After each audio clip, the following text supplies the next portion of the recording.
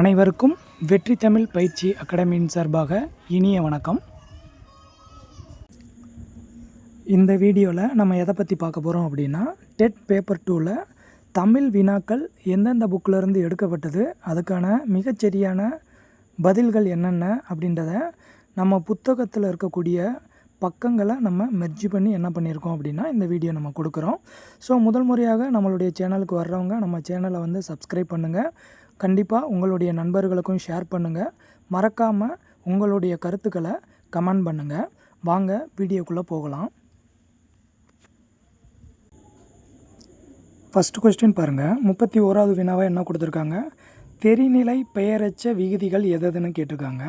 So இது எங்கே இருக்குன்றதை நான் சொல்லிடுறேன். 9th தமிழ் புக்கில் பேஜ் நம்பர் 21. சரியாங்க. நான் வந்து இந்த 9th தமிழ் புக்கு வந்து நம்ம ஸ்டார்டிங்கில் நமக்கு கொடுத்தாங்க பார்த்தீங்களா, அதை தான் நான் சொல்கிறேன். ஸோ அதில் பேஜ் நம்பர் வந்து 21ல் பாருங்கள். ஸோ இதுக்கான ஆன்சர் வந்து ஆப்ஷன் டி, ஆ உம். இந்த ரெண்டும் தான் தெரிநிலை பெயரச்ச விகுதி.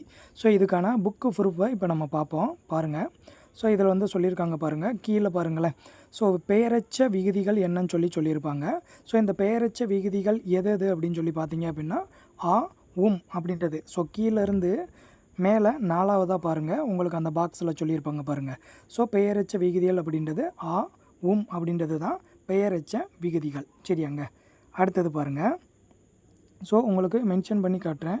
ஸோ இந்த பகுதி தான் வந்து உங்களுக்கு வந்து என்னதுங்க, அங்கே கொடுத்துருக்கக்கூடியதுக்கான ஆன்சர். ஸோ புக்கு ப்ரூஃப் இதுதான். ஸோ இது எங்கே இருக்குது, 9th தமிழ் புக்கில் வந்து இருக்குங்க.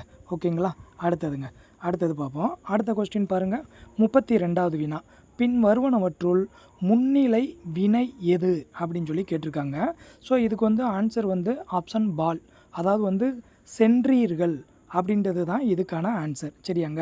ஸோ இதை எப்படி சொல்லலாம் அப்படின்னா, இப்போ நம்ம வந்து மூவிடம் அப்படின்னு சொல்லி தமிழில் சொல்லுவோம். அதாவது தன்மை, முன்னிலை, படர்க்கை.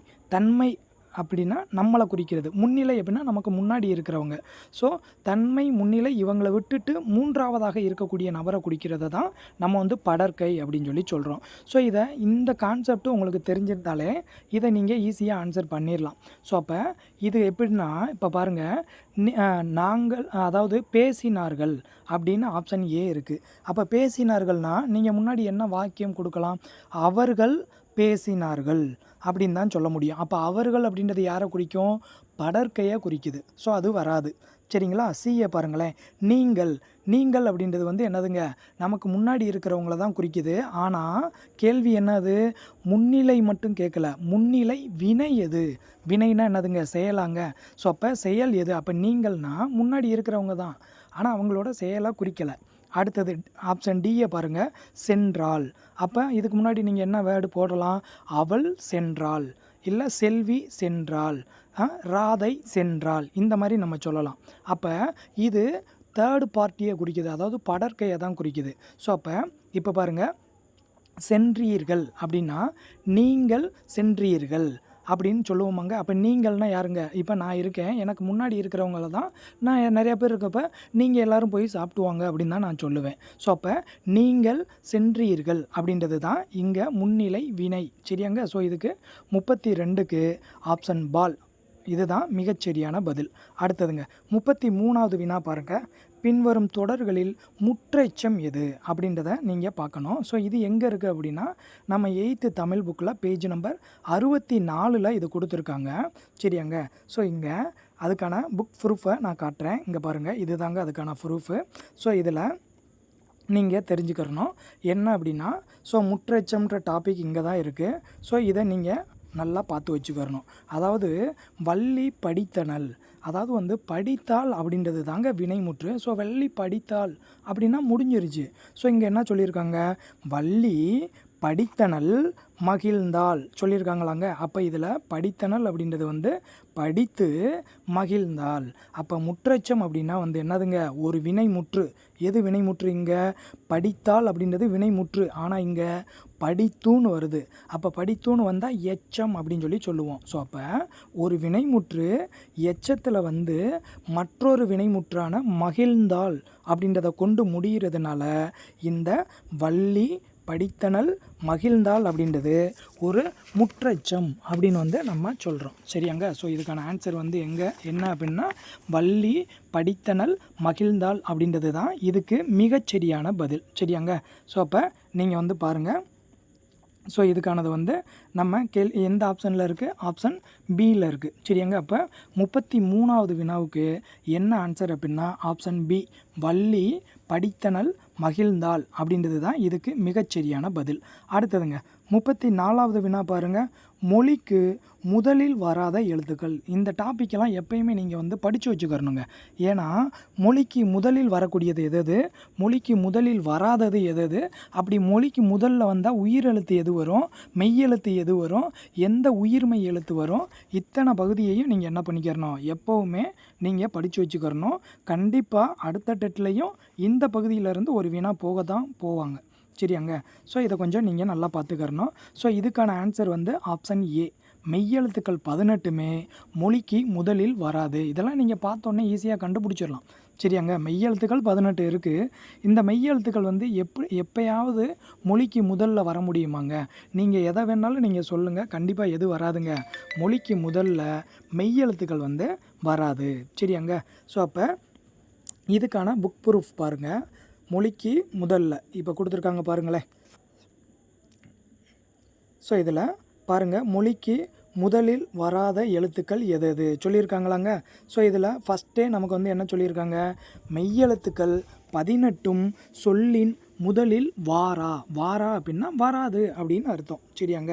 ஸோ அப்போ மெய்யெழுத்துக்கள் 18மே என்ன பண்ணாது, சொல்லுக்கு முதல்ல வராது. சரியாங்க. ஸோ இதுதான் இதுக்கான புக் ப்ரூஃபு. இது வந்து எங்கே இருக்குது அப்படின்னு சொல்லி பார்த்தீங்க அப்படின்னா நம்ம 6th ஃபஸ்ட்டு டேர்மில் பேஜ் நம்பர் 70 இருக்குது. ஸோ அதையும் நான் உங்களுக்கு பிடிஎஃப்பில் காமிச்சேன். நீங்கள் ஐடென்டிஃபை பண்ணிக்கலாம். அடுத்ததுங்க 35வது வினா பாருங்கள். ஈரசைச்சீருக்கு வழங்கப்பெறும் வேறு பெயர் எது? சரியாங்க. ஸோ ஈரசைச்சீரை இயற்சீர் உரிச்சீர் அப்படின்னு சொல்லுவாங்க. சரியாங்க. ஸோ இது எங்கே இருக்குது அப்படின்னா 9th தமிழ் புக்கில் பேஜ் நம்பர் 223. ஸோ அதையுமே உங்களுக்கு பிடிஎஃப்பில் இருக்கிறத நான் வந்து காட்டுறேன் பாருங்கள். 223ஆம் பக்கம் நம்ம 9th இலக்கண பகுதி. சரியாங்க. ஸோ லாஸ்ட் யூனிட்டாக கொடுத்துருப்பாங்க. ஸோ இதில் பாருங்கள், இதில் உங்களுக்கு வந்து சொல்லியிருக்காங்க பாருங்களேன். அதாவது என்ன சொல்லியிருக்காங்க, இந்த பகுதி சொல்லியிருக்காங்களாங்க. என்னங்க சொல்லியிருக்காங்க, ஈரசைச்சீர்களுக்கு இயற்சீர் ஆசிரிய உரிச்சீர் என்னும் வேறு பெயர்களும் உண்டு. சரியாங்க. அப்போ ஈரசைச்சீரை இயற்சீர்னு சொல்லலாம், ஆசிரிய உரிச்சீர் அப்படின்னு சொல்லலாம். ஸோ அப்போ இவங்க கொடுத்ததுக்கு ஆன்சர் என்னன்னு சொல்லி பார்த்தீங்க அப்படின்னா என்னங்க கொடுத்துருக்காங்க பாருங்கள். ஸோ என்ன சொல்லியிருக்காங்க, ஆப்ஷன் பால். சரிங்களா. ஸோ 35வது வினாவுக்கு ஆன்சர் வந்து பால், இயற்சீர் அப்படின்றது தான் இதுக்கு மிகச்சரியான பதில். அடுத்ததுங்க 36வது வினா பாருங்கள். இந்த 36வது வினா நமக்கு டெட் பேப்பர் 1 எழுதினவங்களுக்கும் சேம் கொஸ்டின் கொடுத்துருந்தாங்க. ஸோ கற்றோருக்கு மட்டும் விளங்கும் இலக்கியங்களில் மட்டுமே பயின்று வரக்கூடியது எது அப்படின்னா திரிசொல். ஸோ இதுக்கு நம்ம ஷார்ட்கட்டு நீங்கள் நம்ம சேனலை ஃபாலோ பண்ணுறவங்களா இருந்தால் கண்டிப்பாக அங்கேயே நான் உங்களுக்கு இதுக்கு ஷார்ட்கட்டு சொல்லியிருப்பேன். அதாவது 3 அப்படின்றது வந்து 3 கரெக்டாங்க. 3 அப்படின்னு சொன்னோம்னா என்னதுங்க 3. அப்போ இது யாருக்கு தெரியும், 3ன்னு சொன்னோம்னா படித்தவர்களுக்கு மட்டும்தான் தெரியும். ஸோ இதை வச்சே நீங்கள் இதுக்கு ஆன்சர் சொல்லிடலாம். சரிங்களா. ஸோ அப்போ 36வது வினாவுக்கு ஆப்ஷன் பால் திரிசொல் அப்படின்றது தான் இதுக்கு மிகச்சரியான பதில். சரியாங்க. ஸோ இதுக்கு புக் ப்ரூஃபையும் நான் வந்து என்ன பண்ணிடுறேன், நான் உங்களுக்கு வந்து நான் எடுத்திருக்கேன். ஸோ நீங்களே பாருங்கள். ஸோ இங்கே வந்து சொல்லியிருக்காங்க பாருங்கள் திரிசொல். இந்த திரிசொல்லை வந்து நீங்களே ரீட் பண்ணி பாருங்கள். கற்றோர்களுக்கு மட்டும் விளங்குபவையாகவும் இலக்கியங்களில் மட்டுமே பயின்று வருவையாகவும் அமையக்கூடிய சொற்கள் எது அப்படின்னா திரிசொல் அப்படின்னு நம்ம சொல்கிறோம். சரியாங்க. ஓகேங்களா. ஸோ உங்களுக்கு எந்த குழப்பமும் வரக்கூடாது, ஆன்சர் கரெக்டாக தான் நம்ம சொல்கிறோமா அப்படின்றது மாதிரி நீங்கள் எந்ததுமே நீங்கள் டீவியேஷன் ஆகக்கூடாது அப்படின்றதுக்காக தான் நான் புக் ப்ரூஃபோடு நான் உங்கள்கிட்ட பேசிக்கிட்டு இருக்கேன். அடுத்ததுங்க 37வது வினா பாருங்கள். 37வது வினா 2 கூற்றாக நமக்கு கொடுத்துருக்காங்க. அதாவது கூற்று 1 என்ன சொல்லியிருக்காங்க, விகார புணர்ச்சியோட வகைகளை 3ஆக பிரிக்கலாம். சரியாங்க. பொதுவாக புணர்ச்சியை இயல்பு புணர்ச்சி, விகார புணர்ச்சி அப்படின்னு சொல்லலாம். ஸோ அப்போ இதில் விகார புணர்ச்சியில் வந்து பார்த்திங்கன்னா கண்டிப்பாக 3 வகை இருக்குது. அந்த 3 வகை என்ன அப்படின்னா தோன்றல், திரிதல், கெடுதல் அப்படின்னு சொல்லுவோம். சரியாங்க, அது இருக்கட்டும். அடுத்தது கூற்று 2 பாருங்கள். ஊருக்கு செல் என்பது 4ஆம் வேற்றுமை தொடர் அன்றுன்னு கொடுத்துருக்காங்க. தொடர் அன்று அப்படின்னா தொடர் இல்லைன்னு அர்த்தம். சரியாங்க, அப்போ ஊருக்கு நீங்கள் நல்லா தெரிஞ்சுக்கோங்க. நிறையா பேருக்கு வந்து வேற்றுமை தொகைனா என்ன, தொடர்னா என்னன்றதே தெரிய மாட்டேங்குது. நல்லா ஞாபகம் வச்சுக்கோங்க. தொகை அப்படின்னா தொக்கி வர்றது, அதாவது மறைந்து வர்றது. அதாவது எந்த வேற்றுமை தொகை சொல்கிறாங்களோ அந்த வேற்றுமை உருபு வந்து மறைந்து வந்தால் அது வேற்றுமை தொகை. அதேது வேற்றுமை உருபு வெளிப்பட்டு வந்தால் அதை வேற்றுமை தொடர் அப்படின்னு சொல்கிறோம். ஸோ இங்கே 4ஆம் வேற்றுமை தொடர். அப்போ 4ஆம் வேற்றுமை உறுப்பு என்னது? ஐ, ஆல், கு. அப்போ கு அப்படின்றது தான். ஏன்னா முதல் வேற்றுமையும் 8ஆம் வேற்றுமைக்கும் நமக்கு என்ன கிடையாது, நமக்கு வந்து வேற்றுமை உருபுகள் கிடையாது. சரியாங்க, அப்போ ஐ அப்படின்றது 2ஆம் வேற்றுமை உறுப்பு, ஆல் அப்படின்றது 3ஆம் வேற்றுமை உறுப்பு, கு அப்படின்றது 4ஆம் வேற்றுமை உறுப்பு. ஸோ இங்கே 4ஆம் வேற்றுமை உறுப்பு எனக்கு வெளிப்பட்டு தான் வருது. அப்போ ஊருக்கு செல். சரிங்களா, கரெக்டு தான். ஸோ இது வந்து 4ஆம் வேற்றுமை தொடர் தான். ஆனால் அவங்க அன்றுன்னு கொடுத்துருக்காங்க. அன்றுனா இல்லைன்னு அர்த்தம். ஆனால் ஆன்சர் வந்து என்னதுங்க, 4ஆம் வேற்றுமை தொடர் தான். பட் அன்றுன்னு சொன்னதுனால இந்த கூற்று தவறு. சரிங்களா, ஸோ அப்போ 37வது வினாவுக்கு ஆன்சர் என்னன்னு பார்த்தீங்க அப்படின்னா ஆப்ஷன் ஏ தான் இதுக்கு மிகச்சரியான பதில். ஸோ அப்போ அந்த மூன்றுமே என்ன நம்ம இப்போ பார்ப்போம். சரியாங்க, ஸோ பாருங்கள், நம்ம கொடுத்துருக்கோம். அதாவது வந்து பேஜ் நம்பர் 8ல் 139வது பக்கம். ஸோ இதை வந்து நீங்கள் பார்த்துக்கிட்டாலே போதுமானது. ஸோ இதில் சொல்லியிருப்பாங்க பாருங்கள், இந்த பகுதியை பாருங்கள். இந்த பகுதியில் விகார புணர்ச்சி, இந்த விகார புணர்ச்சி வந்து தோன்றல், திரிதல், கெடுதல் என வகைப்படும் அப்படின்றத நம்ம சொல்லியிருக்கோம். சரியாங்க, ஸோ இதை கொஞ்சம் நீங்கள் நல்லா பார்த்து வச்சுக்கிறணுங்க. சரிங்களா, சரிங்க, நம்ம அடுத்தது பார்ப்போம். ஸோ புக் ப்ரூஃபை நம்ம கொடுத்தா தான் உங்களுக்கு எந்த டவுட்டும் வராது. நம்ம கொடுக்குறது தான் ஆன்சர். ஸோ இதுதான் உங்களுக்கு ஃபைனல் கீழேயும் வர முடியும் அப்படின்றத நீங்கள் தெரிஞ்சுக்கிருவீங்க. ஸோ அதுக்காக தான் நம்ம சொல்கிறோம். அடுத்ததுங்க 38வது வினா பாருங்கள். 38வது வினா வந்து சரியான வியங்கோல் வினைமுற்று சொற்கள் அமையுமாறு பாடல் அடியை பொறுத்துக. சரியாங்க, ஆக்சுவலாக இது வந்து ஸோ இதுக்கான ஆன்சர் வந்து பாருங்கள். அதாவது கேள்வி என்ன சொல்லியிருக்காங்க, ஆக்குவது ஏதெனில் அறத்தை ஆக்குக, போக்குவது ஏதெனில் வெகுளி போக்குக அப்படின்னு தாங்க நம்ம சொல்லணும். சரியாங்க, அப்போ இதுக்கான ஆன்சர் எங்கே இருக்குன்னு பார்த்தீங்க அப்படின்னா 9th தமிழ் புக்கில், அதாவது யசோதர காவியம் அப்படின்ற ஒரு செய்யுள் கொடுத்துருப்பாங்க. அந்த செய்யுளில் இந்த பாட்டு கொடுத்துருப்பாங்க. சரியாங்க, ஸோ அதுக்கான ப்ரூஃபை இப்போ நான் காட்டுறேன் பாருங்கள். ஸோ நமக்கு என்னதுங்க, யசோதர காவியத்தில் அந்த செய்யுளையுமே கொடுத்துருக்காங்க. கீழே நீங்கள் பார்த்தீங்க அப்படின்னா கற்பவை கற்றபின் அப்படின்னு கொடுத்துருக்காங்க.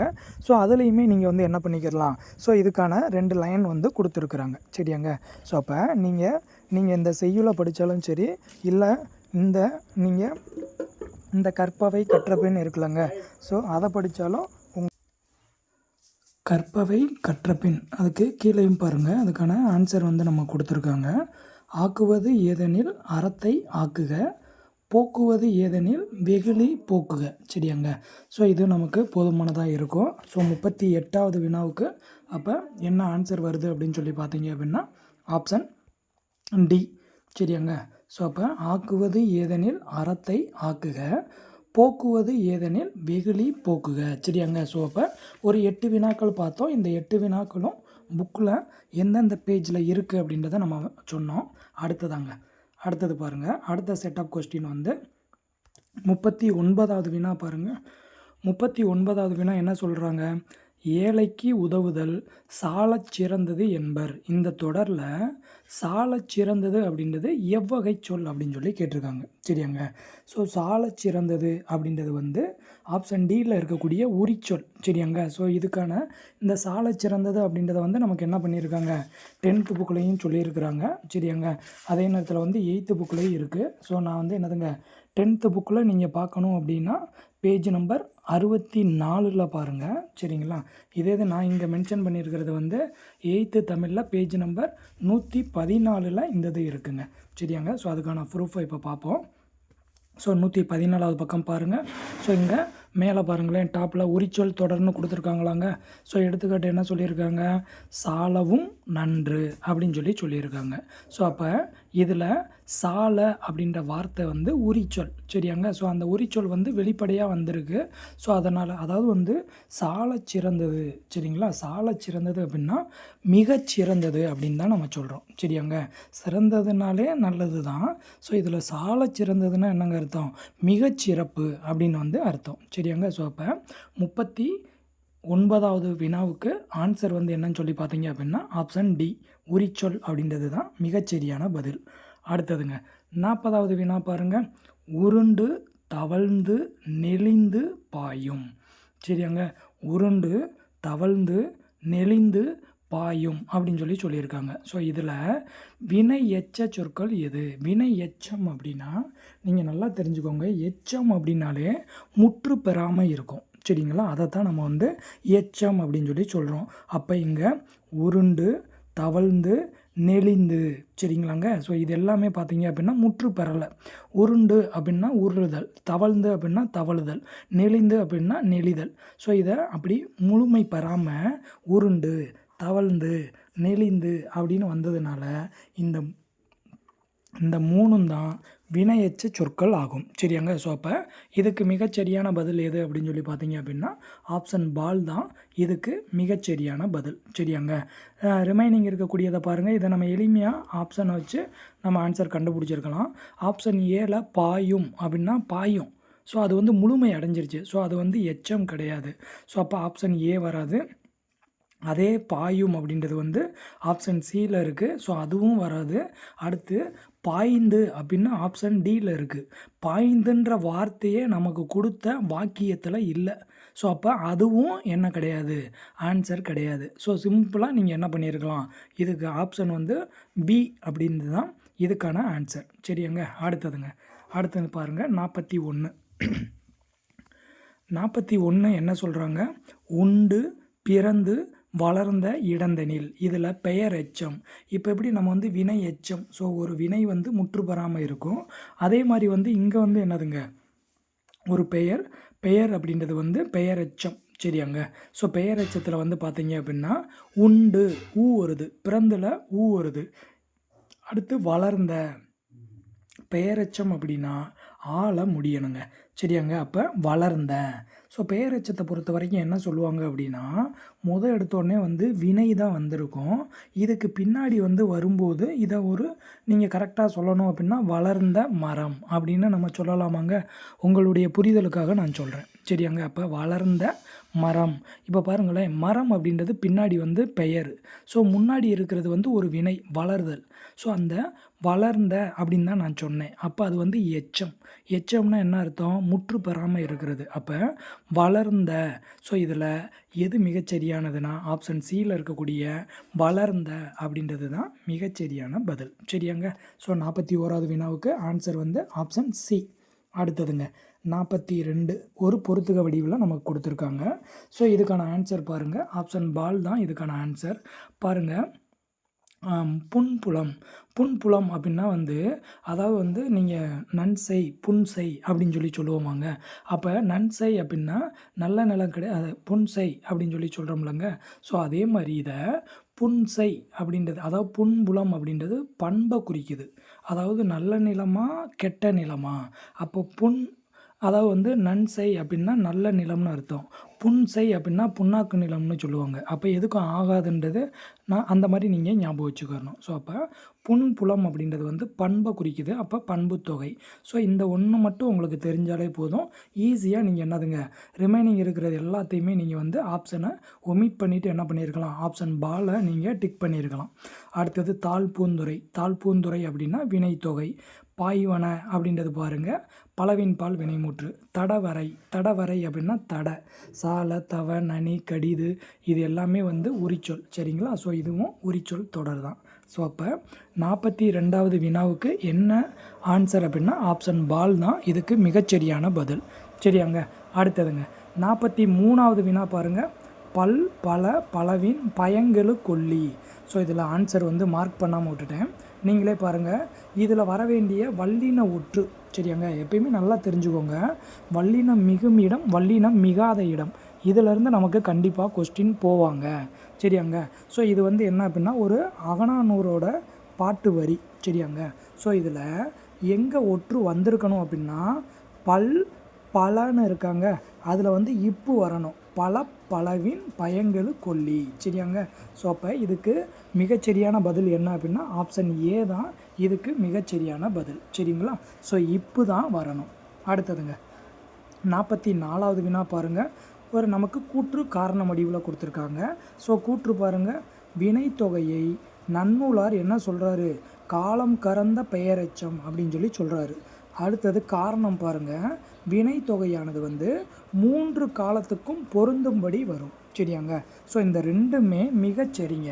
இது எங்கே கொடுத்துருக்காங்க, 8th தமிழ் புக்கில் பேஜ் நம்பர் 111 கொடுத்துருக்காங்க. ஸோ அதுக்கான ப்ரூஃப் வந்து இப்போ நம்ம பார்ப்போம். ஸோ இங்கே பாருங்கள், இதான் 111வது பக்கம். இதில் வினைத்தொகைன்ற டாபிக் இருக்குது. இதில் நீங்களே பாருங்கள், செகண்ட் பேராகிராஃபில் பாருங்கள், காலம் காட்டும் இடைநிலையும் பெயரச்ச விகுதியும் மறைந்து வரும். அதுக்கு கீழே அவங்க வந்து என்னதுங்க, அந்த நன்னூலோட பாடல் வரி கொடுத்துருக்காங்க பாருங்கள், காலம் கறந்த பெயரச்சம் தான் வினைத்தொகை. மிகச்சரி. ஸோ அப்போ கூற்று சரி. ஸோ இதுக்கான காரணம் என்னது, அப்படியே ஃபஸ்ட்டு பேராகிராஃபில் அதில் பாருங்களேன், லாஸ்ட் லைன் பாருங்களேன், முக்காலத்திற்கும் பொருந்தும்படி பொருள் தருகிறது. சரியாங்க. ஸோ அப்போ இது முக்காலத்துக்கும் பொருந்தும்படி பொருள் தர்றதுனால தான் இதை வந்து காலம் கறந்த பெயரெச்சம் அப்படின்னு சொல்லி சொல்கிறோம். சரியாங்க. ஸோ அப்போ அந்த ரெண்டுமே இந்த வினைத்தொகைன்ற டாபிக் கீழே இருக்காங்க. ஸோ அப்போ இதுக்கு மிகச்சரியான பதில் எது அப்படின்னா 44வது வினாவுக்கு ஆப்ஷன் சி தான் மிகச்சரியான பதில். ஸோ கூற்றும் சரி, காரணமும் சரி. சரியாங்க. அடுத்தது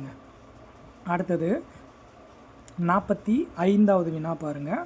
ஸோ 45வது வினா என்ன சொல்கிறாங்கன்னு பாருங்கள். ஸோ இது அடுத்த செட் ஆஃப் கொஸ்டின்ஸு.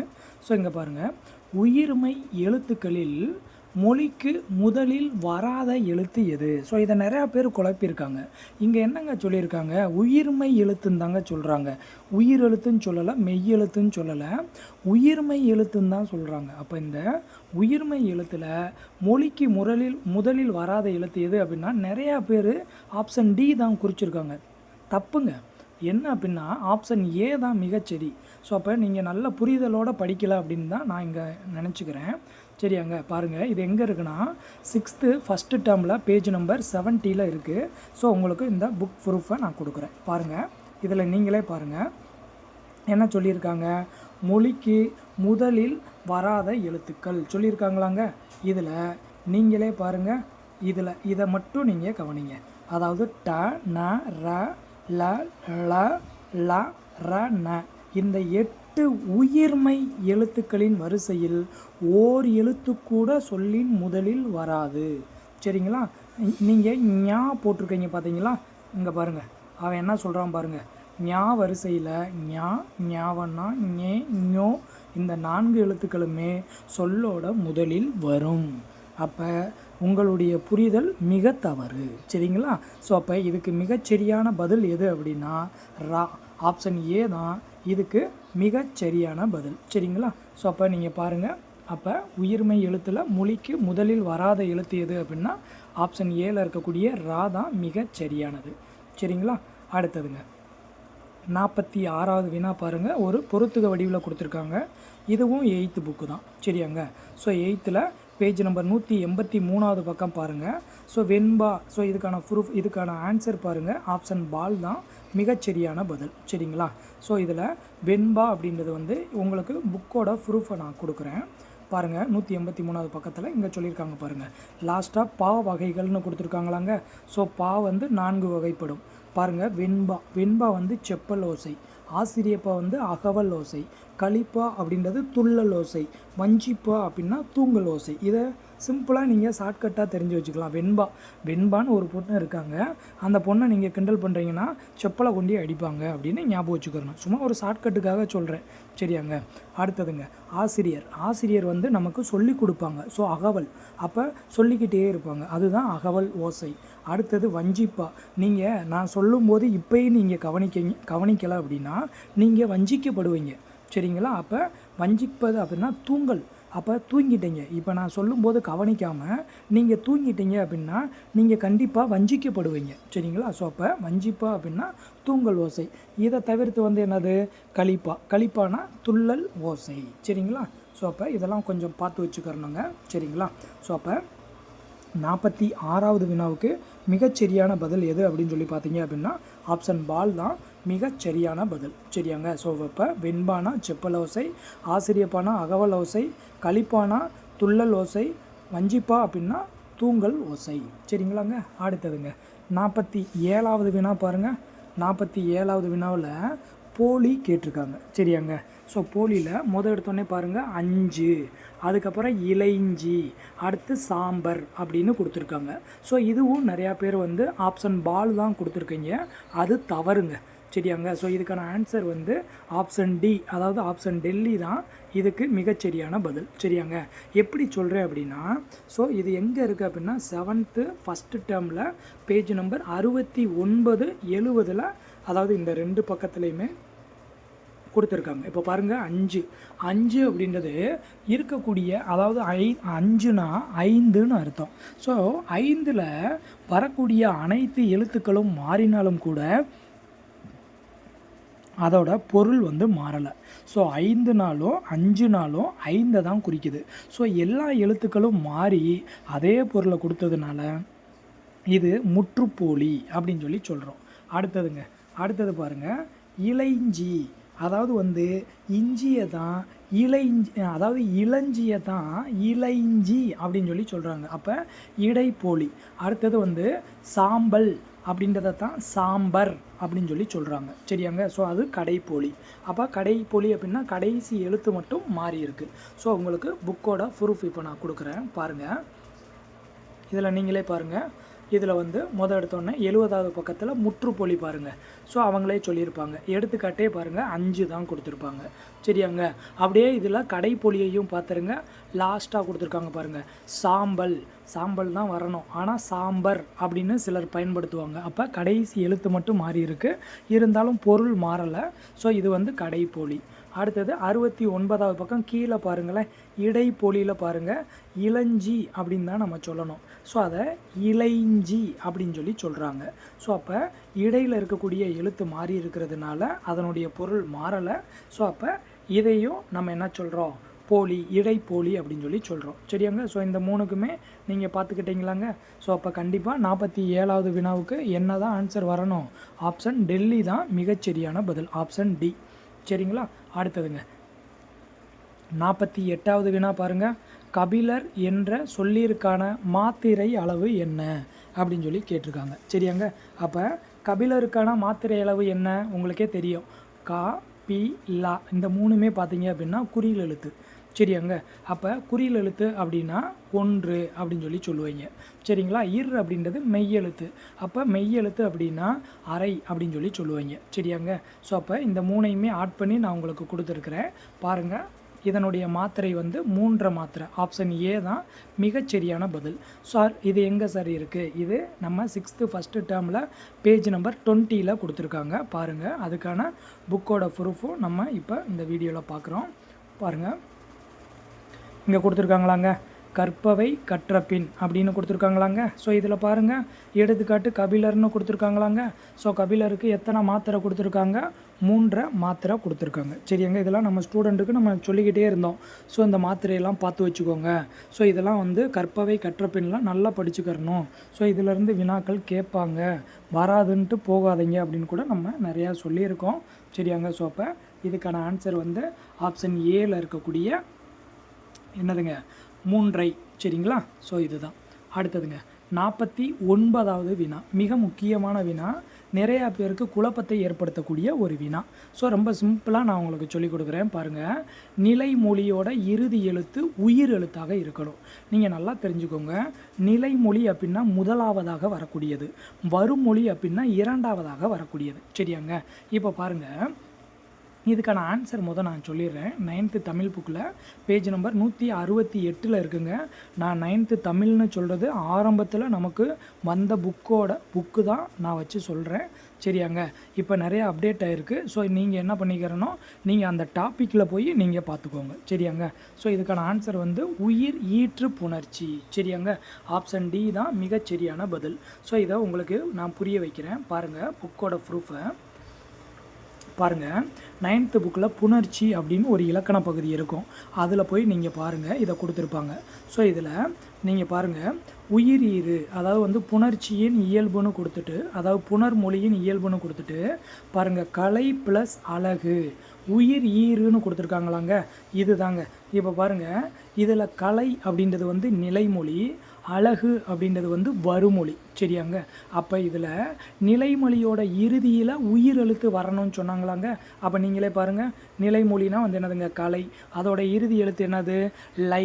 லையை நீங்கள் பிரித்து எழுதுங்க, இல் ப்ளஸ் ஐ. அப்போ கடைசி எழுத்து என்ன தான் இருக்குது, ஐ அப்படின்றது உயிர் எழுத்து. அப்போ நிலைமொழியோட இறுதி எழுத்து உயிர் எழுத்தாக இருந்தால் அது எவ்வகை புணர்ச்சி, உயிர் ஈறுன்னு அர்த்தம். சரியாங்க. இப்போ அடுத்ததெல்லாம் இன்னும் கொஞ்சம் விளக்குனா உங்களுக்கு நல்லா புரியும். அடுத்தது மெய் ஈறு. மெய் ஈறுனா என்ன அர்த்தம், அப்போ நிலைமொழியோட இறுதி எழுத்து வந்து மெய் எழுத்தாக இருக்குது பாருங்கள், அப்போ அது மெய் ஈறு. அடுத்தது பாருங்களேன், உயிர் முதல். உயிர் முதல்னா என்ன அர்த்தம்னா, வருமொழி இருக்குது பார்த்தீங்களாங்க. வருமொழினா என்னங்க சொன்னேன், இரண்டாவதாக இருக்கிறது தான் வருமொழி. அந்த வருமொழியில் முதல் எழுத்து உயிர் எழுத்தாக இருந்தால் அது உயிர் முதல் புணர்ச்சி.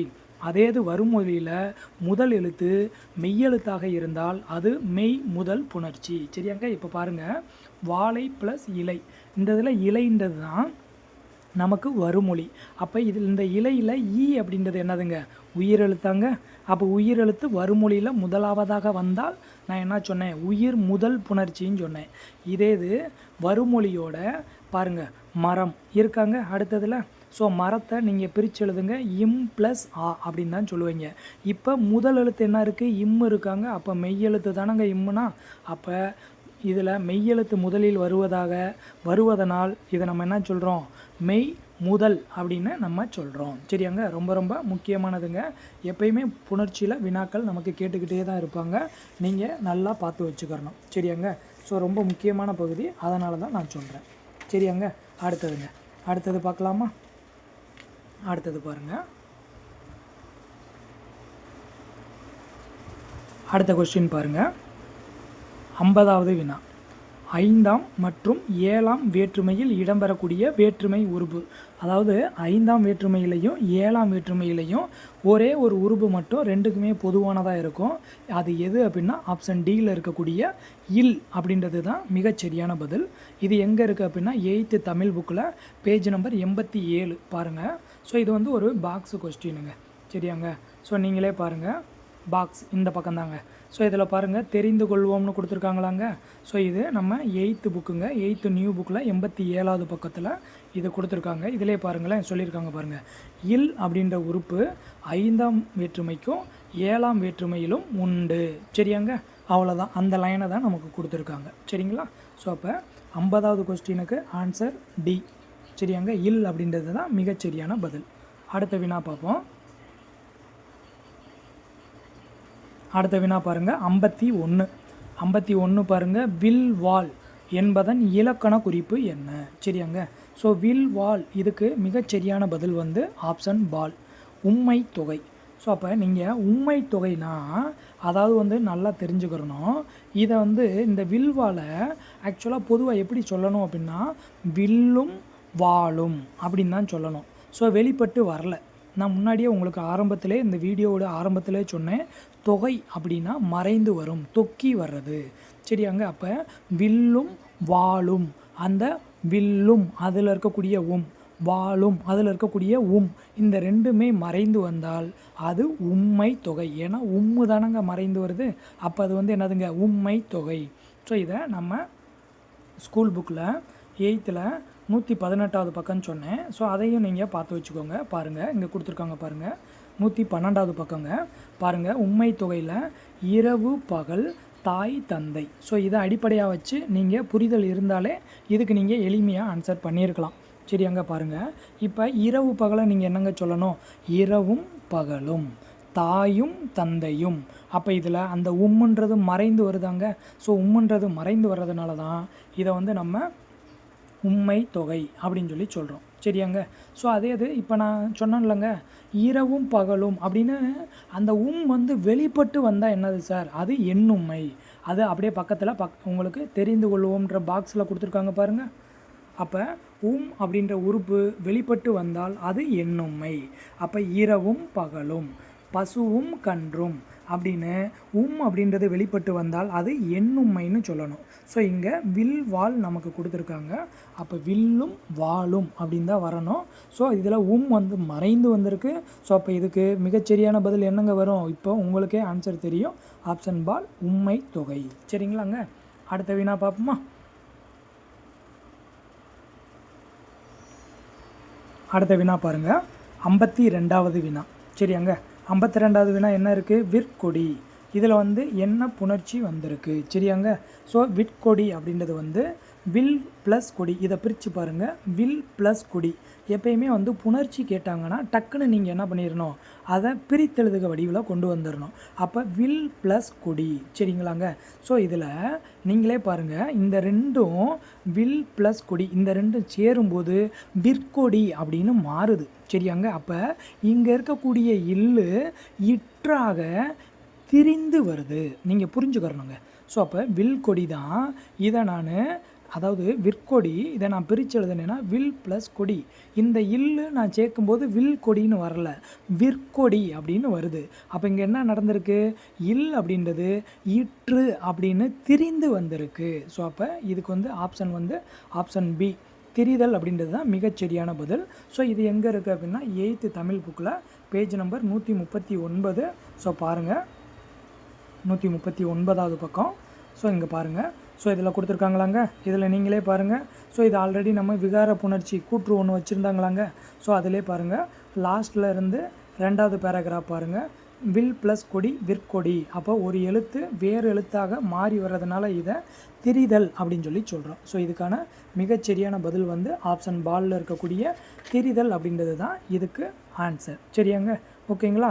ஸோ இந்த செட் ஆஃப் கொஸ்டின் பார்த்தோம். அடுத்த செட் ஆஃப் கொஸ்டின் பார்ப்போம். அடுத்தது பாருங்கள், 53வது வினா பார்க்க போகிறோம். ஸோ இதில் என்ன சொல்லியிருக்காங்க? பின் வருவனவற்றுள் எது இடைச்சொல் தொடர் அப்படின்னு சொல்லி கேட்டிருக்காங்க. சரியாங்க. ஸோ அப்போ இடைச்சொல். ஸோ அப்போ இடைச்சொல் அப்படின்னா எது மிகச்சரியான பதில் அப்படின்னா ஆப்ஷன் சியில் இருக்கக்கூடிய மற்றொன்று. சரியாங்க. இது எங்கே இருக்குது அப்படின்னா 10th தமிழ் புக்கில் பேஜ் நம்பர் 64 இருக்குது. பாருங்கள், ப்ரூஃப் நான் உங்களுக்கு PDF பாருங்கள். இதில் கொடுத்துருக்காங்களாங்க. 64வது பக்கம் இடைச்சொல் தொடர் டாப்பில் கொடுத்துருக்காங்க பாருங்கள். இதில் அவங்களே எடுத்துக்காட்டு என்ன சொல்லியிருக்கான்? மற்றொன்று, மற்று ப்ளஸ் ஒன்று. இதில் மற்று அப்படின்ற இடைச்சொல்லை எடுத்து ஒன்று அப்படின்ற சொல் நின்று வருது. ஸோ இதில் இடைச்சொல் அப்படின்றது மற்று. ஸோ அப்போ இதை ஃபுல்லாக தான் நம்ம சொல்லணும். அப்போ மற்றொன்று அப்படின்றது தான் இதுக்கு மிகச்சரியான பதில். ஸோ இப்போ இதில் ஆல்ரெடி உங்களுக்கு முன்னாடி ஒரு கொஸ்டின் சொல்லியிருந்தேன். சரியாங்க. அது பார்த்தீங்க அப்படின்னா சாலச் சிறந்தது, அதாவது 39வது வினாவில் நான் சொல்லியிருப்பேன். ஸோ அப்போ நான் சொல்லும்போது சொன்னேன், அதாவது பேஜ் நம்பர் 64 10th புக்லேயும் இது இருக்குது. ஸோ நீங்களே பாருங்களேன், உரிச்சொல் தொடரில் அதாவது 9 அடுக்கு தொடர்னு கொடுத்துருக்காங்க. அந்த அடுக்கு தொடருக்கு மேலே டாப்பில் பாருங்கள் சாலச் சிறந்ததுன்னு கொடுத்துருக்காங்களாங்க. ஸோ இது ஒரு உரிச்சொல் தொடர்னு அவங்களே சொல்லியிருக்காங்க பாருங்கள். ஸோ அது 39வது வினாவுக்கு இதை தான் கொடுத்துருக்காங்க. இப்போ நம்ம பார்க்குறது 53வது வினா. அதுக்கு என்ன ஆன்சர் அப்படின்னா ஆப்ஷன் சி மற்றொன்று. சரியாங்க. அடுத்தது பார்ப்போமா? அடுத்தது 54வது வினா. வைப்பு அப்படின்ற சொல்லோட பொருள் என்ன? சரியாங்க. அதாவது அருஞ்சொல் பொருள். அப்போ வைப்பு அப்படின்னா ஆப்ஷன் டியில் இருக்கக்கூடிய நிலப்பகுதி அப்படின்றது தான் அதுக்கான ஆன்சர். சரியாங்க. ஸோ அப்போ பாருங்கள், இது எங்கே இருக்குது? 8th தமிழ் புக்கில் நம்மளுடைய பாரதியாருடைய பாடல் பேஜ் நம்பர் 2வது பக்கத்திலே இருக்குது. நீங்களே பாருங்கள். இதில் பாருங்கள், வாழ்க நிரந்தரம் வாழ்க தமிழ்மொழி வாழிய வாழியவே அப்படின்னு பாரதியாருடைய பாடல் இருக்காங்க.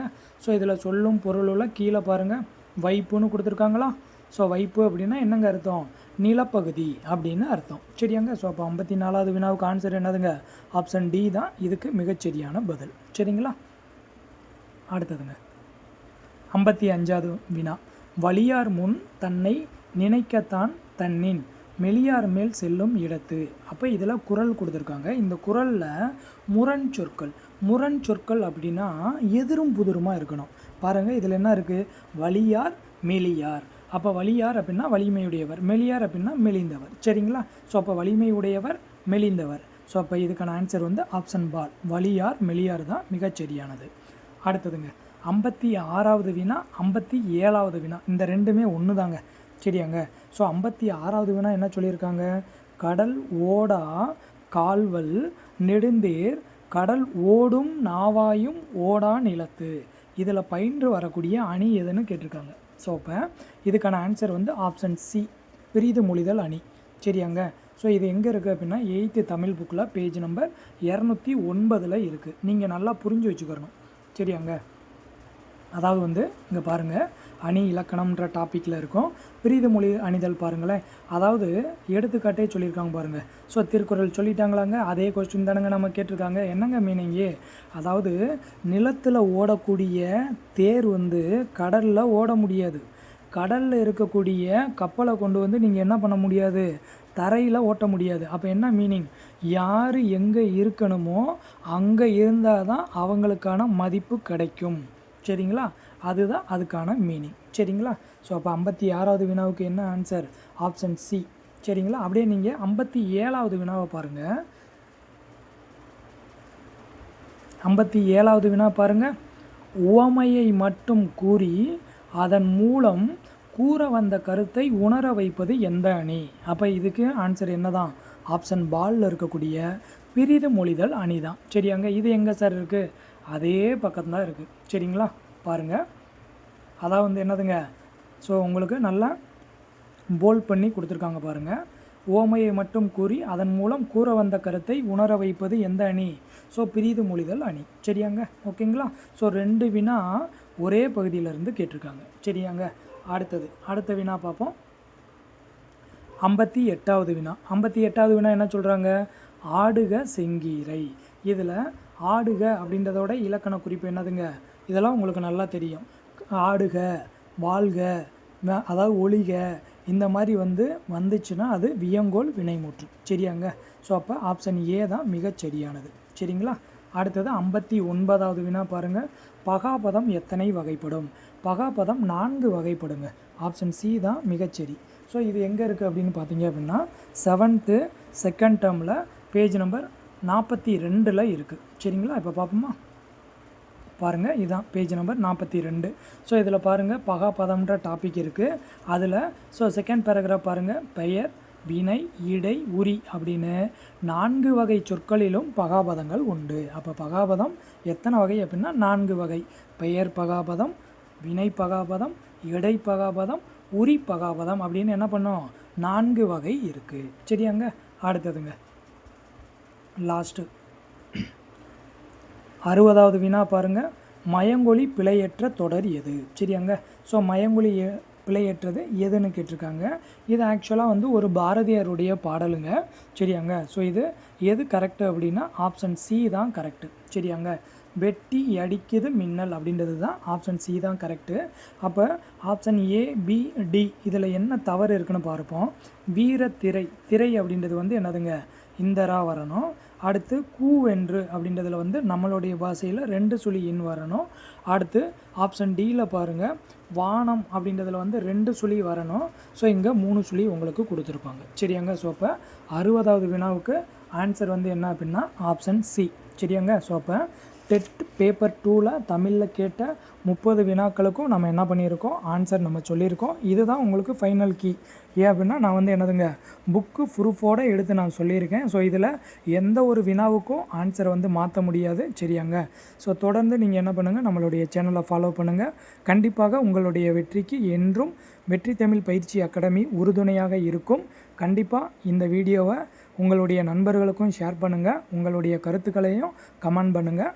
அனைவருக்கும் மிக்க நன்றி.